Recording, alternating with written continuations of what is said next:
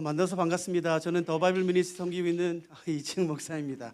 오늘부터 수요일까지 저희가 총 7번에 걸쳐서 히브리서를 살펴보려고 해요. 네, 그래서 부탁드리고 싶은 것은 뭐냐면은 히브리서가 신약 성경 27권은 모두 다 중요하죠. 모든 성경이 다 중요하지만 특별히 히브리서가 중요한 이유는 66권 가운데 오직 히브리서에서만 나오는 말씀이 있어요. 그렇기 때문에 만일에 66권 성경 가운데 히브리서가 빠진다면 절대로 알 수 없는 아주 중요한 예수 그리스도에 대한 계시가 있기 때문에 우리가 히브리서를 아는 것은 굉장히 중요합니다. 문제는 쉽지 않아요. 성경 27권은 크게 4단계로 나누어져서 공부하는 것이 좋죠. 단계별로 공부하는 것이 좋은데 신약 성경 가운데 어떤 성경은 그냥 그 본문만 알면 돼요. 근데 신약 성경 가운데 어떤 성경은 다른 신약 성경을 알아야지만 풀 수 있고요. 또 어떤 성경은 구약을 알아야지만 그 본문을 이해할 수 있는데 또 어떤 성경은 구약뿐만 아니라 창세부터 요한계시록까지 전권을 이해해야지만 그 성경을 이해할 수 있는 좀 어려운 난해한 성경들이 있어요. 그 중에 히브리서는 구약의 레위기와 여호수아서와 예레미야서 이 세 권을 반드시 아셔야지만 이해할 수 있는 쉽지는 않은 성경이에요.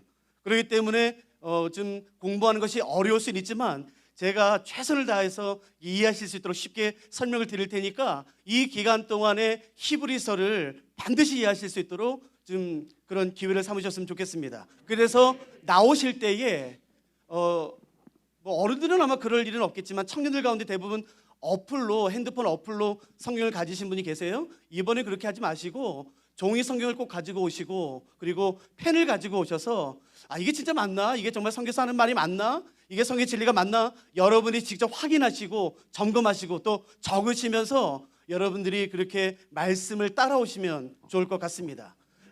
성경을 해석할 때 있어서 몇 가지 중요한 기초들이 있는데 그 중에 한 가지는 뭐냐면은 그 성경에 기록되었던 그 당시로 돌아가서 역사적 상황을 살펴보는 것이에요. 이 성경에 기록될 수밖에 없었던 이유들, 그 성경에 기록되었을 때 당시에 어떤 상황이 있는지를 먼저 살펴보고 그 안에서 성경을 살펴보는 것이 굉장히 안전하고 그렇게만 성경을 공부한다면 절대 이단에 빠질 염려가 없거든요. 그러니까 제가 7번 가운데 오늘 제가 이제 해드리고 싶은 것은 뭐냐면은 히브리서가 기록됐을 당시에 어떤 상황이 됐어요. 교회는 어떤 상황이었나? 히브리서를 기록할 수밖에 없었던 상황에 대해서 제가 지금 설명드릴 테니까 여러분 잘 들어보세요. 그리고 오늘 나누는 것을 기억하셔서 수요일날까지 이제 우리가 말씀을 나눌 때에 이 말씀을 꼭 기억하시면 될 것 같습니다. 옛날 얘기라 생각하시고 한번 천천히 잘 따라와 보세요. 자, 준비되셨죠? 자, 64년이에요. AD 64년 7월 18일부터 19일. 그냥 1964년이 아니라 그냥 64년이에요. 64년 7월 18일부터 19일 날 누구도 상상하지 못했던 끔찍했던 일이 로마시에서 일어납니다.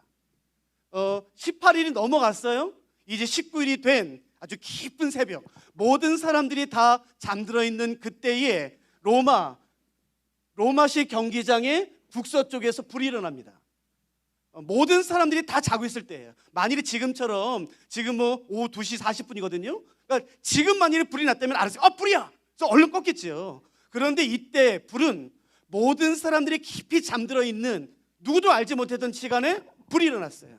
그래서 사람들이 불이야! 불이 일어난 것을 알았을 때는 이미 로마시 안에 불이 순식간에 번진 상태예요. 로마시는 오랜 시간 동안 전쟁이 없었습니다. 로마 제국은 오랜 시간 동안 몇백 년 동안 전쟁을 벌였지만 로마 제국의 수도였던 로마시 안에는 전쟁이 없었어요. 이게 무슨 말이냐면은 도시가 오래됐다는 뜻이에요. 만일에 전쟁이 되면은 피해가 굉장히 심하죠. 그러나 싹 밀어버리고 새로 져요. 그런데 이 기간 동안에 로마시는 오랜 시간 동안 전쟁이 없었기 때문에 골목이 좁아요. 집이 오래됐어요. 그러니까 나무가 기름으로 칠해진 것처럼 불에 타기에 가장 완벽했던 조건이 바로 이때예요. 그래서 불이 나자 불이 순식간에 번져요. 제가 주는 기록에 의하면, 정확한 기록 문헌에 의하면 이 당시 로마에는 오늘날 소방서처럼 전문적으로 불을 끄는 관청이 있었어요. 그러나 기록에 의하면 손을 못 씁니다. 들어갈 수가 없어요. 불이야! 라는 소식을 듣고 사람들이 뛰쳐나왔어요. 기록에 의하면 이미 집이 무너져 내립니다. 나무로 지어진 집이 대부분이었기 때문에 집이 무너져 내려요. 다시 들어가지 못하고 어느 언덕, 옆에 있는 언덕으로 숨습니다.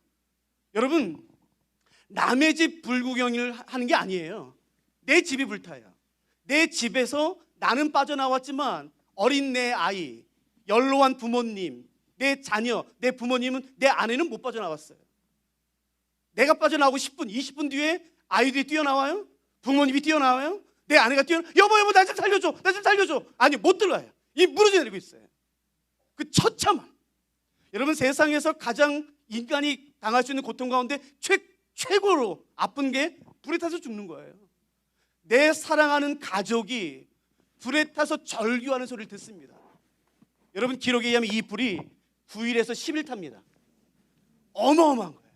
여러분, 상상해 보세요. 한 하루 이틀만 타도 이게 뭐 순식간에 번지는데 이건 정확한 역사적 기록이지 않습니까? 64년 7월 18일부터 19일에 시작된 이 불은 9일에서 10일 동안 진행돼요. 이 당시 로마 시는 14구역, 저는 인천이 몇 구역으로 나눠져 있는지 모르겠지만 여러분 아시잖아요. 여러분, 이 당시 로마 시는 14구역으로 나뉘어져 있었는데 14구역 가운데 10구역이 소실됩니다. 4구역은 소실되지 않아요. 왜냐하면 강 북에 있었어요. 강을 불이 넘어지는 못했어요. 그렇죠. 불이 아무리 세도 한강을 넘어지 못하는 것처럼 이 당시 로마 시 안에는 강이 흐르고 있었는데 그 불이 강을 넘어오지는 못했어요. 그래서 4구역만 소실되지 않고 14지역 가운데 10구역이 소실됩니다. 수많은 사람이 죽어요. 내 사랑하는 사람이 처참하게 내 보는 앞에서 절규하며 죽어갑니다. 그리고 내 집이 다 불탔어요. 내 재산 한순간에 날아갑니다. 기록에 의하면 소방관들이 불을 끌 수 없어서 불이 꺼지기를 기다릴 수밖에 없습니다. 자연적으로 불이 꺼지기를 기다릴 수밖에 없어요. 한 9일, 10일 되자 이제 웬만큼 다 탔는지 불이 잦아들어요. 그래서 그때 사람들이 언덕에서 내려옵니다. 그 분노, 그 상실감, 절망, 이거 뭐 견딜 수가 없는 거예요, 여러분. 이건 뭐 해결할 수가 없어요. 그래서 사람들이 그때부터 질문하기 시작해요. 이거 뭐냐? 이거 누가 불낸 거냐? 이게 그 유명한 로마 대화제 사건이죠. 도대체 누가 불냈냐? 누군가 냈으니까 이런 게 있는 거 아니냐? 근데 재밌는 건 뭐냐면요, 14구역 가운데 4구역은 소실되지 않았다고 말씀을 드렸잖아요. 근데 그 4구역에 주로 사는 사람들이 있었어요. 그 사람들이 바로 유대인이에요. 유대인이 한 거 아니야? 아니, 어떻게 로마시가 불에 탔는데 어떻게 유대인만 불에 손해가 없을 수 있어? 이거 유대인들이 낸 거 아니야? 그래서 처음에 이 방화범으로 몰렸던 사람들은 유대인이었어요.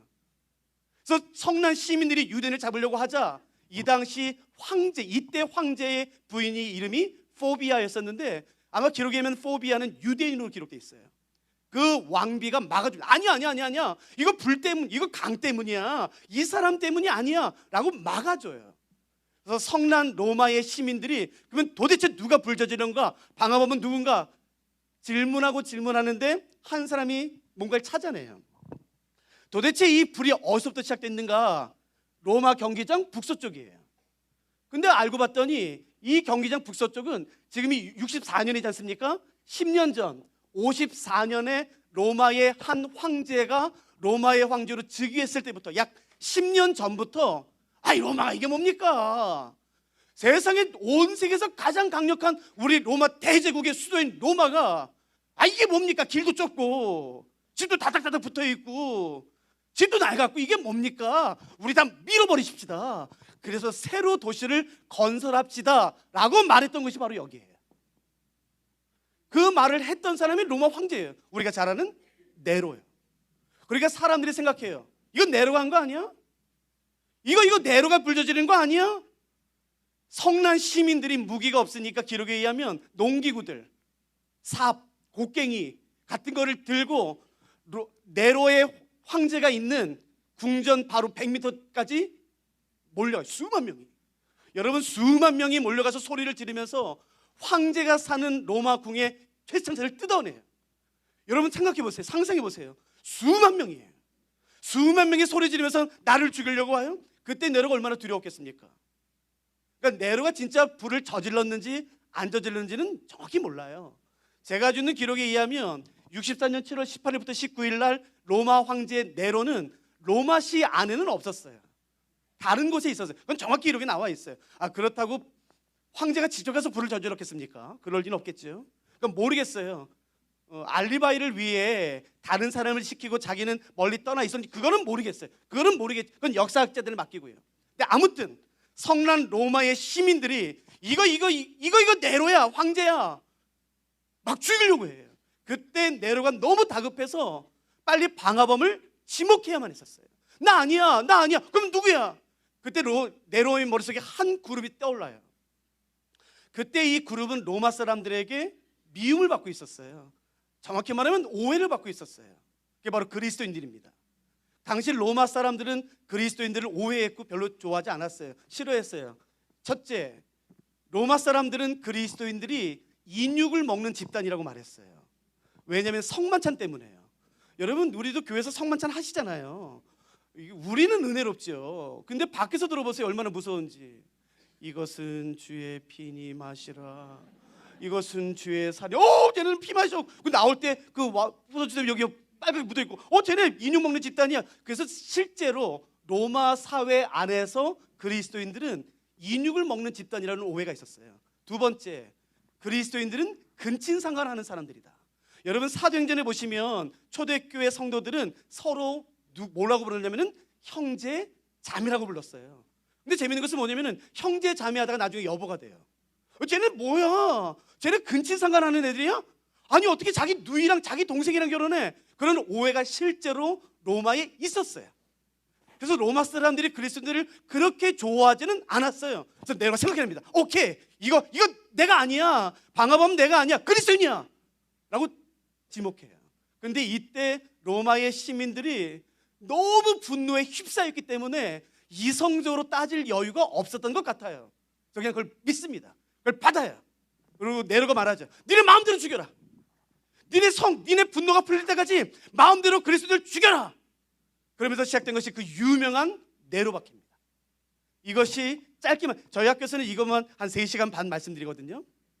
그러니까 저렇게 참고문헌 때문에요. 그렇게 자세히 설명드릴 수는 없지만 기억해 보세요. 이게 로마의 대화제고 네로 박해입니다. 여러분, 전무후무한 박해예요. 인간이 동원할 수 있는 잔인한 모든 고문이 다 동원됩니다. 그래서 그리스도인들이 숨습니다. 광야로, 산으로, 강으로 멀리 떠나기도 하고 숨어요. 그래서 그 사람들이 뭐 하냐면은 동굴을 파요. 우리는 그 동굴을 카타콤이라고 부르죠. 지금도 흔적이 남아 있어요. 근데 여러분, 카타콤을 오해하시면 안 되는 게요, 이런 굴 하나 파는 게 아니에요. 지금도 갑바도기아라는 곳에 가시면, 터키의 투르키라고 부르죠. 그 갑바도기아라는 곳에 가시면 이때 판 걸로 추정되는 지하 동굴들이 있어요. 지하 몇 층인 줄 아세요? 지하 20층이에요. 여러분, 기계로 판 게 아니라 삽으로, 손으로요. 그러니까 거대한 도시를 만들었다고요. 거기 다 숨었어요. 문제는 뭐냐면은 로마 군인들이 그리스도인들이 저 카타콤 동굴에 숨어 있는 걸 알아요. 근데 마음대로 입구까지 갔는데 못 들어가요. 왜냐면은 들어갔다 못 나오니까, 죽으니까. 그래서 거기서 머뭇머뭇거려요. 다 생각해 보세요. 그 카타콤의 길을 가장 정확히 아는 사람은 누구겠습니까? 그리스도인들이에요. 그래서 잡혀온 몇 명의 그리스도인들에게 묻고문을 합니다. 상상할 수 없는 고문을. 불었을까요? 안 불었을까요? 안 붑니다. 아니, 안 돼. 내가 말하면 다 잡혀오는데 그걸 말하겠습니까? 아니요. 그래서 잘 들어보세요. 로마 군인이 고문을 멈춰요. 그리고 어떻게 하냐면은 자녀들을 데리고 와요. 그래서 자녀들과 잡혀온 그리스도인 부모들이 같이 식사하게 합니다. 그렇지, 우리가 뭘 잘못했어? 우리는 방화범이 아니야. 우리 집도 불탔는데, 우리 집도. 우리가 방화범이겠냐? 내 집도 불탔는데. 그래서 마음 놓고 밥을 먹어요. 밥을 다 먹으면 그때 로마 군인이 와서 아이들을 집으로 돌려보냅니다. 그때 이렇게 말해요. 참, 지금 밖에 추우니까 그냥 가지 말고 이걸 입고 가. 그래서 염소 털과 양털로 짠 얇은 후드티, 머리를 가리는 그 후드티를 아이들에게 입혀 부모 보는 앞에서 돌려보내요. 그냥 돌려보내지 않습니다. 잘 들어보세요. 로마는 스포츠, 레포츠가 굉장히 유명했었거든요. 그 중에 하나가 사냥이에요. 여러분, 사냥은 사람 혼자 하죠? 아닙니다. 사냥개가 있습니다. 로마의 사냥개는 전통적으로 유명합니다. 맹수 앞에서도 안 물러나요. 그리고 그 로마의 사냥개는 한번 물면 머리를 자를 때까지 안 놓습니다. 그러니까 투경 같은, 싸움개 같은. 저는 개를 키우지 않아서 잘 모르겠는데 저희 간사 중에 한 명이 저한테 와서 동영상, 유튜브 동영상 보여주더라고요. 형 이거 한번 봐봐. 근데 제가 정확히 모르겠는데 아마 핏볼이라는 종류의 개였던 것 같아요. 어느 부모님이 어린 한 5살, 6살 된 자녀와 손잡고 가는데 핏볼이라는 개가 와서 아이를 물었어요. 그래서 부모님이 아버지가 깜짝 놀라서 야구방망이 같은 막대기를 가지고요, 그 개를 20분 동안 20분 동안. 근데 개가 안 놓습니다. 그러니까 머리를 잘라야지 놓는 거예요. 그러니까 그런 게 사냥개라고요. 근데 그 사냥개를 잘 들어보세요. 기록에 의하면 로마 군인들이 잡아와서 2주, 3주를 굶깁니다. 여러분 2주, 3주 굶기면 개가 어떻게 되는지 아세요? 눈이 돌아갑니다. 미칩니다. 그리고 나서는 밥을 먹는 식사하는 동안에 그 잡아와서 2주, 3주 굶긴 그 무시무시한 사냥개를 창으로 찌릅니다. 그래서 피를 내게 해요. 그래서 으렁거리게, 악이 받치게, 누구도 물어 죽이게, 악이 받치게, 눈이 돌아가게. 그리고 나서는 그 미친 개를 부모 보는 앞에서 자녀를 돌려보낼 때 같이 풀어요. 그러면 개가 뛰어가서 점프해서 아이 뒷목을 잡아 부모 보는 앞에서 머리를 찧어 죽입니다. 그러면 말하는 거예요. 어떻게, 거기 어떻게 들어가? 아, 대답 안 해? 오케이. 그럼 부모님 데리고 와요. 그러면 제발 데리지 마세요. 제발. 거기 이렇게 들어가야 돼요. 그때 여러분 그 유명한 카타콤의 입구 표시가 뭐였나요? 그게 익투스의 물고기. 우리가 잘 알죠, 익투스. 그런데 실제로 가보시면은 진짜 익투스가 있고 페이크, 가짜 익투스가 있다고요. 근데 그걸 구분할 수 있는 사람은 그리스도인밖에 없어요. 그래서 그리스도인이 말합니다. 이건 진짜예요, 이건 가짜예요. 그걸 다 말해줘요. 그래서 그리스도인들이, 로마 군인이 가서 그리스도인을 잡아옵니다. 잡혀온 그리스도인들은 왜? 아니 내가 거기 있는 거 어떻게 알았어? 얘가 말했어. 상상해 보세요. 그래서 교회가 어떻게 됐을까? 완전히 깨집니다. 너는 너 하나 살려고 우리를 불어? 그래도 네가 그리스도인이야? 네가 내 동료야? 네가 장로야? 네가 권사야? 네가 목사야? 여러분 교회가 완전히 대빵 깨집니다. 수많은 사람이 배교해요. 이게 다가 아니에요. 여러분 우리는 자꾸 이런 로마의 네로바퀴를 생각하시면은 그 글라디에이터처럼 사나운 맹수와 싸우는 거를 생각하세요. 맞아요. 근데 여러분 그 전에 어떻게 하냐면요, 잡혀온 그리스도인들을 완전히 발가벗긴다고요. 수많은 로마 시민들로 가득 채운 경기장 안으로 그리스도인들을 데리고 와서 완전히 발가벗겨요. 여러분 그 수치 견딜 수 있으시겠어요? 그 수치요. 사람들 앞에서 완전히 발가벗기는 그 수치. 그리고 나서 재밌게 논 다음에 맹수를 푸는 거라고요. 제가 동영상이 있어요. 근데 이거는 잘 보여드리진 않아요. 그 대백을 만든 그 동영상인데요. 아이가 갓 태어난 아주 어린 아이를 안고 있는 그리스도인 어머니가 로마 경기장으로 들어와요. 맹수가 와서 그 아이 머리를 뭅니다. 여러분 그런 일이 없었겠습니까? 비일비재했어요. 그게 다인가요? 아니요. 니네 우리 가족이 불타서 죽었어. 그러니까 니네도 그렇게 죽어야 돼 라는 의미로 그리스도인들을 잡아서 긴 막대기에 묶습니다. 그리고 초를 발라놔요. 하루 종일.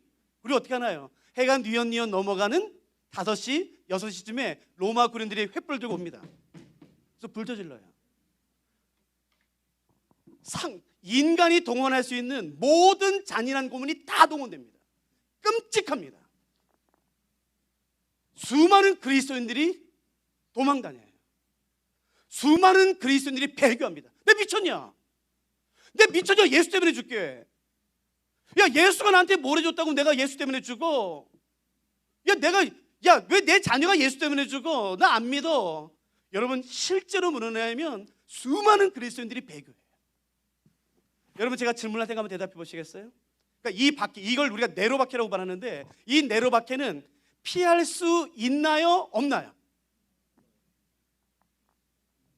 다시요. 피할 수 있는 바퀴예요? 피할 수 없는 바퀴예요? 피할 수 있죠. 어르신들 한 번만 양해하세요. 예? 어르신들 한 번만 양해해 주세요. 왜 못 피해요? 로마 군인 앞에서 한마디만 하면 돼. 나 예수 몰라 그 개자식 그거. 한마디만 하면 삽니다. 나 예수 몰라. 그 자식이 누군데? 그건 목수 아들이지, 그 미친놈. 그건 마리아가 바람 펴서 난 거 아니야. 무슨 동정녀 탄생 웃긴 소리 하고 있어. 그거 아버지 요셉인데 엄마가 바람 펴서 그냥 뭐 이상한 소리 한 거 아니야? 그거 나 예수 몰라. 그거 미친놈이지 그거. 여러분 한마디만 살아요. 피할 수 없다고 피할 수 있습니다. 실제로 기록에 의하면 수많은 사람이 배교합니다. 근데 잘 들으세요. 배교에는 두 종류가 있었어요. 첫째, 진짜 믿음 버린 거예요. 야, 내가 예수 안 믿는다. 내가 죽을 만큼 나 예수 사랑하지는 않는다. 예수가 미친놈이지 그거. 여러분 진짜 믿음을 버린 사람이 있었어요. 근데 두 번째, 예수님은 믿어요. 그런데 이 고문, 죽음을 감당해낼 자신이 없어요. 그래서 배교한 거예요. 그러니까 히브리서 읽을 때 조심하셔야 돼요. 배교를 모두 다 믿음 버린 사람으로 하시면 안 돼요. 두 종류예요. 예수님은 믿지만 자신이 없는 거예요. 내 자녀가 죽는 거를 내 눈으로 감당할 자신이 없어요. 여러분 한번 제가 예를 들어드릴까 한번 동일시 여겨보세요. 여러분의 집에서 여러분만 교회 다녀요. 자, 여러분의 집에서 여러분만 교회 다녀요. 네로 화재가 64년에 시작됐다고 말씀드렸죠? 7월 18일. 이 이전까지 나는 교회 다닙니다, 나는 그리스도인입니다 라고 숨길 이유가 전혀 없어요. 나는 교회 다니는 사람이에요. 근데 갑자기 박해가 시작됐어요. 갑자기 누구도 예상하지 못했던 박해가 갑자기 시작됐어요. 이게 뭘 의미하냐면요, 내가 교회 다니는 거 우리 동네 사람들 다 알아요. 야, 도대체 이 마을에서는 예수 믿는 사람이 어디야? 아, 이 집, 이 집, 이 집 다 알아요. 이미 갑자기 시작됐습니다. 잘 보세요. 여러분의 집에서 여러분만 교회 다녀요? 여러분의 늙은 노부모님이 여러분 손잡고 부탁합니다. 야야, 지금 네로가 로마군이 시켜서 그리스도인들 다 잡아서 죽인대더라. 완전히 발가벗긴대더라. 사냥개들 먹잇감으로 사냥시킨대더라. 그리고 맹수랑 싸우게 한대더라. 불태워 죽는데더라. 엄마 아빠가 널 그걸 어떻게 봐? 엄마 아빠가 이제 얼마 남지도 않는데 너 그걸 어떻게 봐? 지금 로마군이 바로 옆마을에 왔어. 이제 다다음 우리 마을인데 너 교회 다니고 동네 사람들 다 한다. 그러니까 로마군인이 와서 너 예수 믿지? 그러면 한마디만 해. 나 예수 모른다고 한마디만. 야! 그리고 로마군인 간 다음에 예수 믿으면 되잖아. 예수님이 사랑이 많으시다면 그거나 예수님이 이해 못하시겠니? 예수님이 사랑 많으시다며 다 용서해 주신다며. 그러니까 로마군인이 지나가면 그때 예수 믿어. 엄마 아빠가 부탁할게 라고 말하고 있는데 갑자기 그 말이 끝나기도 전에 문이 벌컥 열렸어요. 그리고 로마군인이 서 있습니다.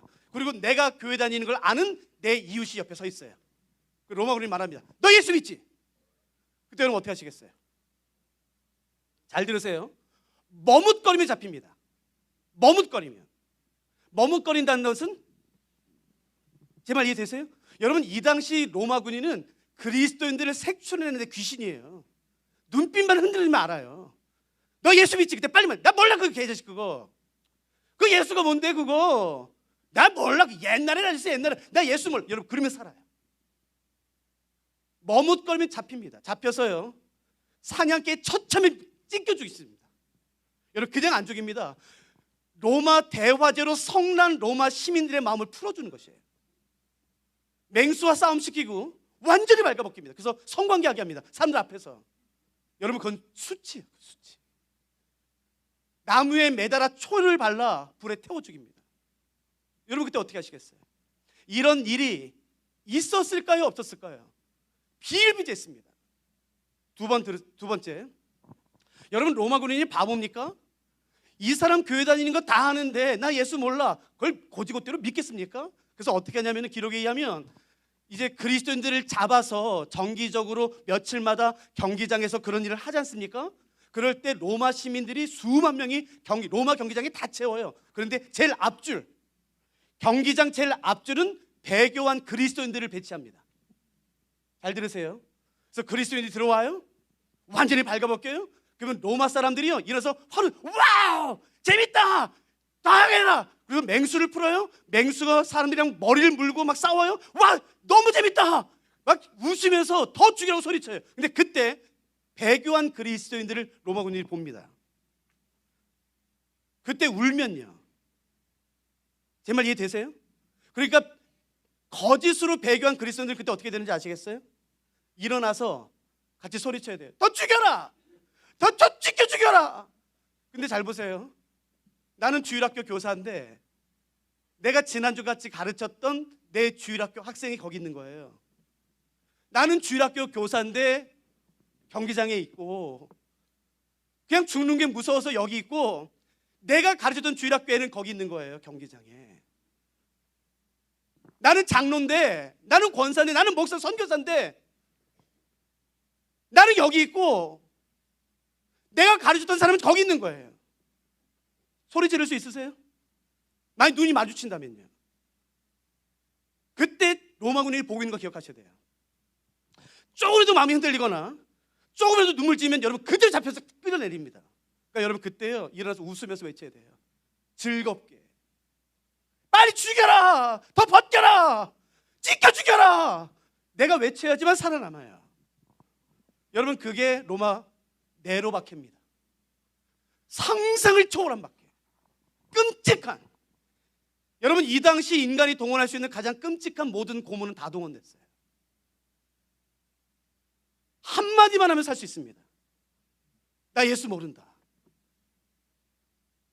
여러분 그때 사실은 육체적인 고통보다 더 힘든 게 뭐였냐면요, 하나님의 침묵이에요. 여러분 잡혀온 그리스도인들이 경기장에서 그 맹수가 내 목을 찢을 때, 아니 그 사나운 미친 사냥개가 내 사랑하는 딸, 내 아들의 목을 찢어서 물어 죽일 때 얼마나 기도했겠습니까? 하나님 도와주십시오. 나는 방화범이 아니지 않습니까? 하나님 내가 만일에 불조절했다면 내가 죽습니다. 내가 이 죄 감당합니다. 여러분 맞아요. 진짜 그리스도인들이 방화범이라면 죽어야 돼요. 근데 아니거든요. 한 도와주십시오. 우리는 방화범이 아니지 않습니까? 한 도와주세요. 그러나 보세요, 제가 이 당시 모든 것을 다 읽지 못했어요. 이건 불가능하지 않습니까? 그래도 제가 오랫동안 학교장이었는데, 성경학교 웬만한 책은 다 읽었어요.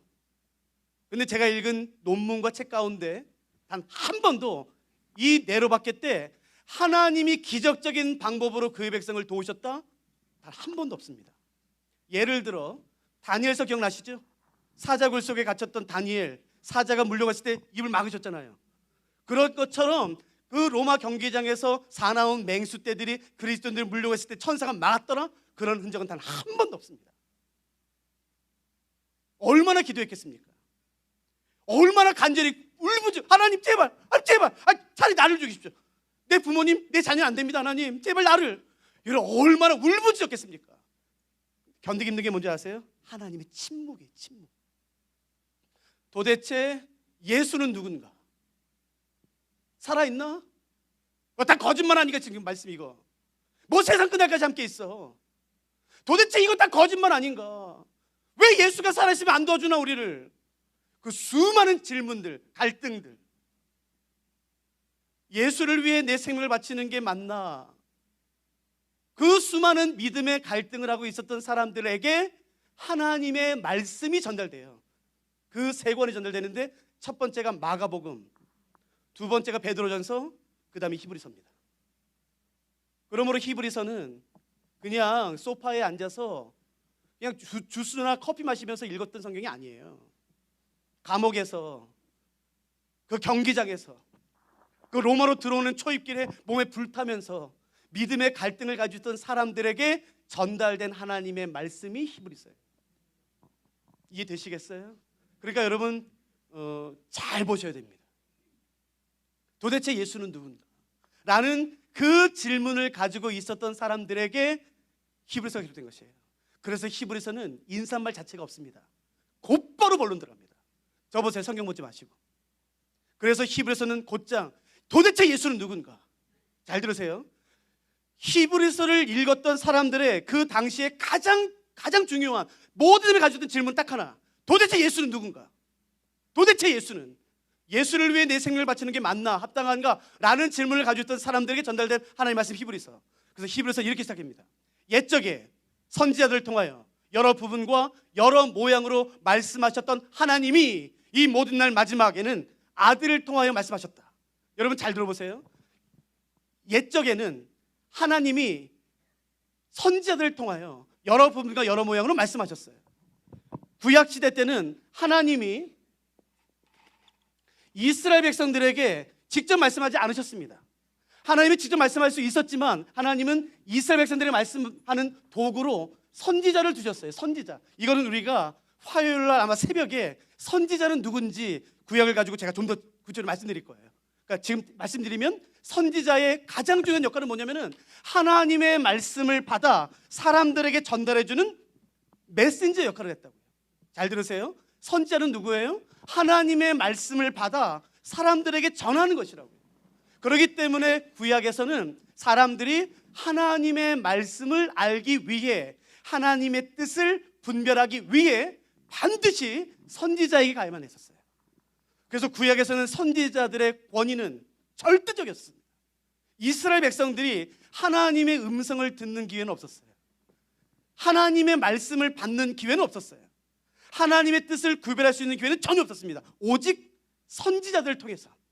그래서 구약시대 때는 하나님의 뜻을 알고 싶어요? 하나님의 말씀을 알고 싶어요? 해석하고 싶어요? 그러면 선지자에게 가야만 했었어요. 그래서 구약에서 선지자들의 권위와 말은 절대적이었습니다. 여러분, 정말로 하나님은 선지자를 통해서 말씀하셨어요. 여러 부분과 여러 모양, 말씀, 기적, 환상, 꿈, 예언적 행동, 여러 가지를 통해서 말씀하셨죠. 근데 선지자들의 말씀을 보면, 계시와 기적을 보면 이게 다 같지는 않은 것 같아요. 이게 좀 조심스럽지만 어떤 선지자의 글은 그렇게 깊진 않아요. 좀 얕아요. 그러나 어떤 선지자의 말씀은 굉장히 깊습니다. 이사야, 예레미야, 다니엘, 이런 말씀들은 너무 놀라워요. 그러나 어떤 말씀들, 구체적으로 말씀드리지 않겠지만 어떤 말씀은 그렇게 깊진 않아요. 얕아요. 그런데 하나님이 말씀하시는 거예요. 옛적에 선지자들을 통하여 여러 부분과 여러 모양으로 하나님이 우리 조상들에게 말씀하셨어요. 옛적에는. 그러나 이제는 말씀하시는 방법이 달라졌습니다. 선지자가 아닌 것이에요. 누군가요? 예수 그리스도인 것이에요. 그러므로 예수는 누군가요? 구약에 언급된 모든 선지자들을 다 합친 것보다도 뛰어난 분이 바로 예수님이라는 것이에요. 구약에 언급된 그 기가 막힌 놀라운 계시와 환상과 꿈과 모든 기적을 다 합친 것보다도 예수 그리스도의 한마디가 훨씬 더 뛰어나다라고 말하는 것이에요. 여러분, 히브리서 1장 이제 보시죠. 히브리서 1장 1절에서 동그라미 치어야 되는 것은 뭐냐면은 선지자 바로 다음인 들이에요. 선지자들. 여러분, 옛적의 선지자가 아니라 선지자들을 통하여. 여러분, 도대체 예수님은 누군가요? 구약에 언급된 모든 선지자들, 이사야, 예레미야, 엘리야, 엘리사, 심지어 모세, 다니엘, 느헤미야, 에스라, 호세야, 아모스, 그 수많은 구약에 언급된 모든 선지자들의 말씀을 다 합친 것보다도 예수 그리스도의 말씀 한마디가 더 뛰어나다라고 지금 말씀하는 것이에요. 그들의 기적을 다 합친 것보다도 예수님 한 분의 기적이 훨씬 더 뛰어나신 것이에요. 그러므로 이제는 선지에 갈 필요가 없는 것입니다. 이제 하나님은 선지자를 통해서 말씀하지 않으세요. 이제 하나님은 하나님 자신을 예수 그리스도를 통해서 말씀하시는 것이에요. 그러므로 예수 그리스도를 버리는 순간 우리는 절대 하나님을 알 수 없게 됩니다. 그러므로 예수를 붙잡으라는 것이에요.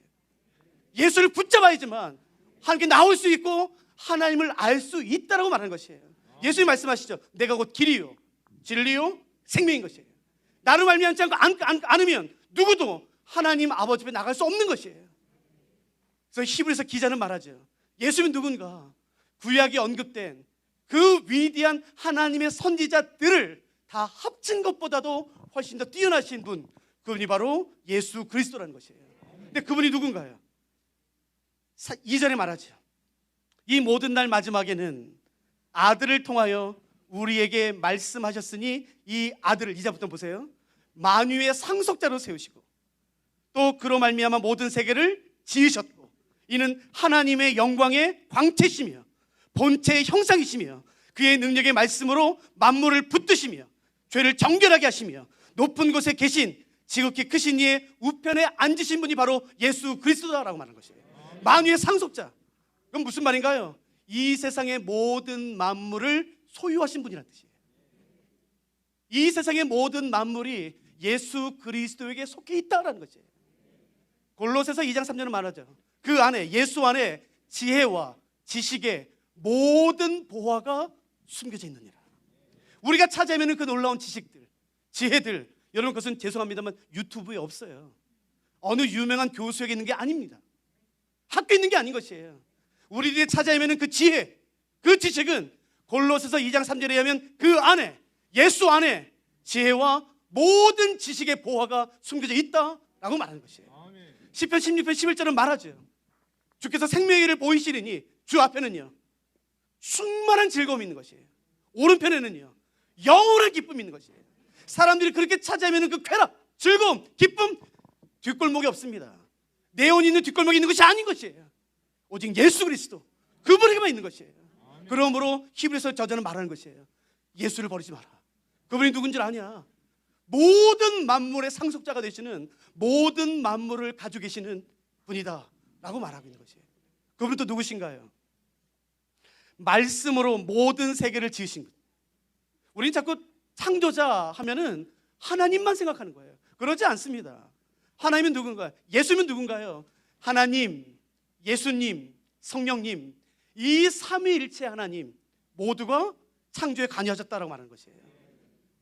하나님만 창조하신 것이 아니라 예수 그리스도와 성령께서 성부 하나님과 함께 그분의 모든 지혜와 모든 능력과 모든 존귀와 모든 아름다움을 쏟아부어 이 세상을 창조하셨다라고 말하는 거죠.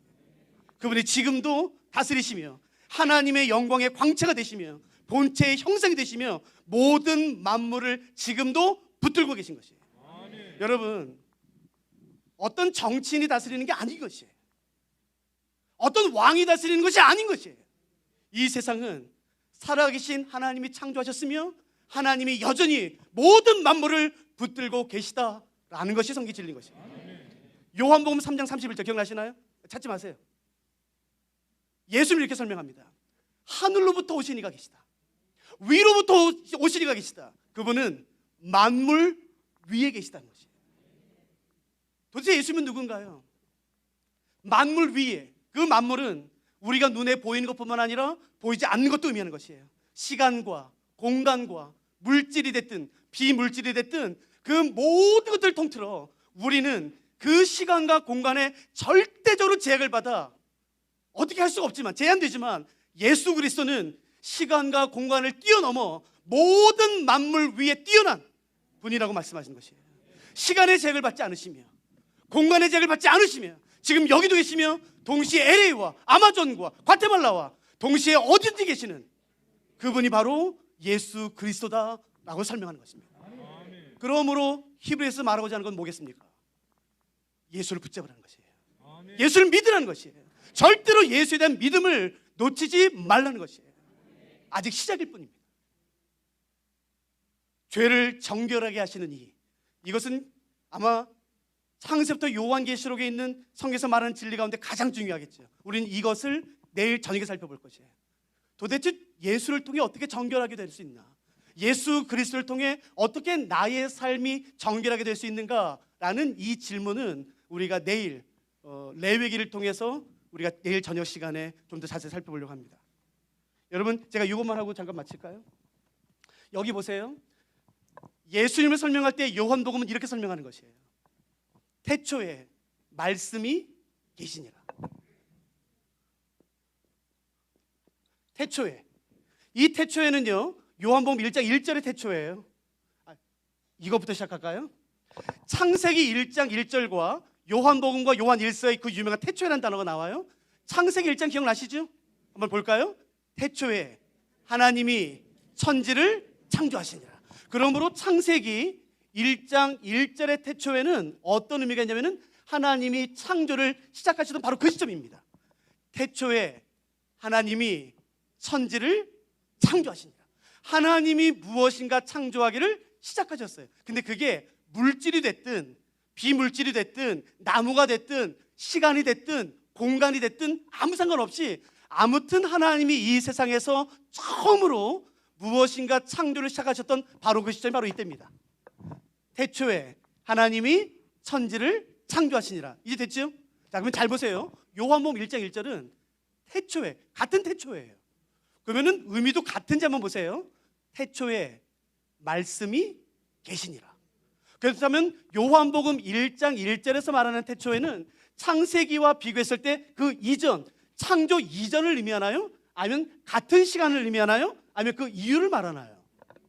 다시요. 창세기 1장 1절은 이것이에요. 태초에 하나님이 천지를 창조하신지라. 그러므로 창세기 1장 1절은 명확해요. 물질이 됐든 비물질이 됐든 만질 수 있든 만질 수 없든 하나님이 처음 창조하셨던 바로 그때. 됐죠? 그렇다면 요한복음 1장 1절의 태초에는 어떤 거냐는 거예요. 태초에 말씀이 계시니라. 그러면 요한복음 1장 1절의 태초에는 창세가 비교했을 때 그 이전, 창조하기 훨씬 이전인가요? 아니면 창조했을 때인가요? 그 이후인가요? 이전이에요, 이전. 그러므로 요한복음 1장 1절 이렇게 말하는 거예요. 하나님이 이 세상을 창조하시기 전, 아니 창조를 의도하시기도 훨씬 전에 이미 말씀이 계셨다는 것이에요.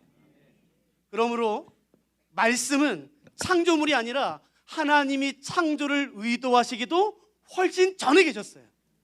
그러니까 이 세상은 하나님의 창조물만 존재하는 게 아니라 하나님이 창조하지 않으셨음에도 불구하고 존재하는 게 있다는 것이에요. 이단.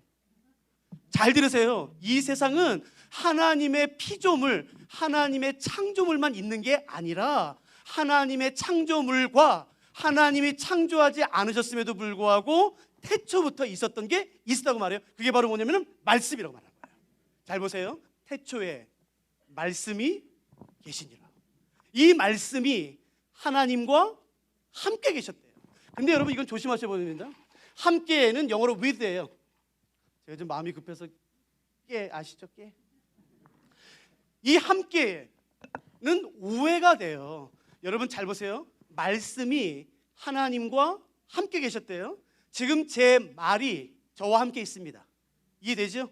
그러니까 제가 입을 열면 말이 나가요. 그래서 입을 닫으면 말이 나가지 않아요. 그러니까 제 말이 저와 함께 있어요. 그러나 제가 입을 닫으면 말이 사라지고 제가 죽으면 말도 사라져요. 그래서 우리는 이 말씀을 어떻게 오해하냐면요, 말씀이 하나님과 함께 계셨는데 하나님에게 종속되어 있다고 믿는 거예요. 하나님보다 좀 약간 떨어진 하나님에게 종속되어 있다. 그렇지 않습니다. 잘 들으세요. 함께로 번역된 헬라어 전치사가 있어요. 저랑 같이 공부 좀만 하세요. 그냥 아셨죠? 예. 함께로 번역된 헬라어 전치사가 프로스예요. 프로스. 어렵지 않죠? 이 프로스는 여러분이 시중에 지금 가시면은 헬라어 사전이 있는데 그건 일반 그냥 성도님들이 보시는 거고요. 학자들이 보는 헬라어 사전이 따로 있어요. 좀 두꺼운. 그 전문가용 헬라어 사전에 보시면 이 프로스, 함께로 번역된 프로스라는 전치사에는 with, 함께의 뜻도 있지만 그것보다 더 중요한 뜻은 이것입니다. 제가 영어로 적어볼 테니까 한번 보세요. 영어로 이렇게 되어 있어요. face to face야. 즉 얼굴과 얼굴을 맞대어라는 뜻이에요. 그러니까 말씀이 하나님과 함께 있었는데 말씀이 하나님에게 종속되어 있는 것이 아니라 말씀이 하나님과 완전히 분리돼요. 얼굴과 얼굴을 맞대어 있는 것처럼 함께 있었다는 뜻이에요. 이게 뭐야? 그러니까 이 헬러 뜻은 뭐냐면요, 말씀이 태초부터 있었는데 이 말씀이 하나님과 완전히 분리돼요. 얼굴과 얼굴을 맞대어 함께 있었다는 뜻이에요. 자, 그 다음에 기가 막힙니다. 태초에 말씀이 계시니라. 이 말씀이 하나님과 함께 계셨으니 이 말씀은 곧 뭔가요? 하나님이시라. 그러니까 뭘 말한 거냐면 요한복음은요, 하나님이 또 다른 하나님과 완전히 분리되어 얼굴과 얼굴을 맞대어 함께 있었던 뜻이에요. 이거 뭐야? 이거 이단인가? 아니요. 근데 그 하나님을 말씀이라고 말하는 것이에요. 근데 1장 10절 이렇게 말합니다. 그 말씀이 육신이 되어 우리 가운데 거하심에 우리가 보니 독생자의 영광이요 은혜와 진리가 충만하더라. 그 말씀이신 하나님은 누구신가요? 예수 그리스도예요. 그러므로 여러분, 예수님은 하나님의 피조물이 아닌 것이죠. 그러나 여호와 증인은 말하는 것이에요. 그래, 니네 기독교가 말하는 것처럼 예수는 모든 만물보다 뛰어나다. 그러나 예수는 하나님의 첫 번째 피조물이야. 거짓말입니다. 절대 속지 마십시오. 예수님은 하나님의 피조물이 아니라 그분은 태초부터 계셨던 하나님 자신이시며 하나님과 동등된 위격과 능력을 가지고 계신, 인격을 가지고 계신 하나님 자신인 것이에요. 그 말씀이 육신이 되어 우리 가운데 거하심으로 말미암아 우리 모두가 실제로 봤다라고 말하는 것이에요. 그 예수는 만유의 상속자가 되시며 죄를 정결케 하시며 영광의 본체시며 하나님의 영광이시며 지금도 살아계셔서 모든 만물을 그 오른손으로 붙잡으시며 다스리시고 통치하시는 하나님이다 라고 히브리서가 말하는 것이에요. 여러분, 그게 히브리서 시작입니다. 그러므로 믿음을 버리시면 안 되는 것이에요. 도대체 예수는 누군가? 여러분, 우리가 이제 나머지 6번 기간 동안에 히브리서에 언급된 예수님이 누군지를 이제 살펴보기 시작할 텐데, 여러분 그때마다 여러분 적으세요. 맞아, 내 예수님이 이런 분이야 라고 같이 고백하고 싶습니다. 이제는 우리 주 예수 그리스도의 은혜와 아멘. 하나님의 측량할 수 없는 그 아름답고 존귀하신 사랑하심과 아멘. 성령의 감화감동 교통 주여. 역사하심이 아멘. 예수님을 그리스도로 믿으며 아멘. 그 믿음을 부여잡고 내가 어떤 상황이 있든지 간에 믿음으로 승리하기로 결심하며 결단하는 주여. 모든 성도들 위해 아멘. 이제부터 영원토록 함께 계시기를 간절히 축원하옵나이다. 아멘.